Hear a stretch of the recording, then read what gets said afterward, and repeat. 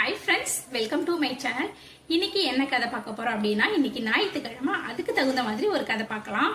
ஒரு ஊர்ல ஜெரினா, ரோஸ், ஹாசினி 3 பேர் அக்கா தங்கச்சிங்க ஒரே வீட்டுல இருந்தாங்களாம்.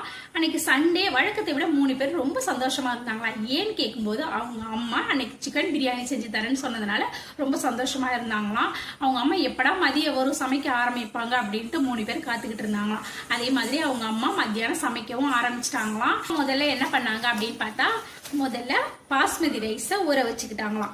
அதுக்கப்புறம் ஒரு கடாய் வச்சு அதுல எண்ணெயும் நெய்யும் சேர்த்து பட்டை, கிராம்பு, ஏலக்காய், பிரிஞ்சி இலை இதெல்லாம் சேர்த்து நல்லா வதக்கி விட்டாங்களாம். அதுக்கப்புறம் பொடியா நறுக்குன வெங்காயத்தையும் நல்லா பொன்னிறமா வதக்கின பிறகு அதுல இஞ்சி பூண்டு பேஸ்ட் சேர்த்தாங்களாம். அதுக்கப்புறம் அதுல கொஞ்சமா தயிர் சேர்த்தாங்களாம். தயிர் சேர்த்துட்டு தக்காளி சேர்த்தாங்களாம், பச்சை மிளகாய் சேர்த்தாங்களாம். அதுக்கப்புறம் சிக்கன் சேர்த்தாங்களாம். இது கூட அப்போ திடீர்னு ஹாசினி கேட்டாலாம், அம்மா வெஜிடபிள் பிரியாணி என்னவா பண்ணணும் அப்படின்னு.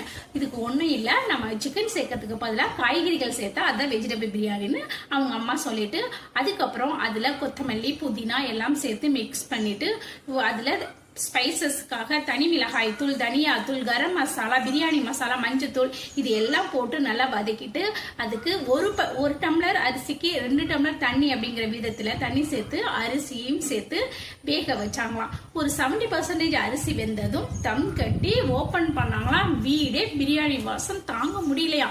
அவங்க 3 பேரும் எப்பமா எங்களுக்கு சாப்பாடு தருவீங்க அப்படின்ட்டு ரொம்ப ஆவலோட பாத்துக்கிட்டே இருந்தாங்களாம்.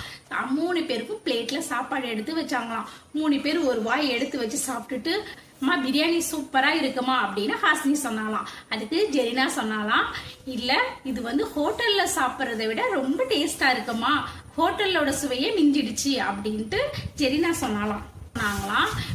அதுக்கு அவங்க அம்மா சொன்னாங்களாம், வீட்டுல செய்யற பிரியாணியில டேஸ்ட் மட்டும் இல்லாம அதுல அன்பு அதிகமா இருக்கிறதுனால ரொம்ப சுவையா இருக்கும் அப்படின்னு சொன்னாங்களாம். அன்னைக்கு சண்டே சாப்பிட்டுட்டு சந்தோஷமா அன்னைய பொழுது நல்லபடியா போனிச்சான். கதை பிடிச்சிருந்தா லைக் பண்ணிக்கோங்க, சப்ஸ்கிரைப் பண்ணி சப்போர்ட் பண்ணுங்க. நாளைக்கு இதே மாதிரி வேற ஒரு கதையோட பார்க்கலாம்.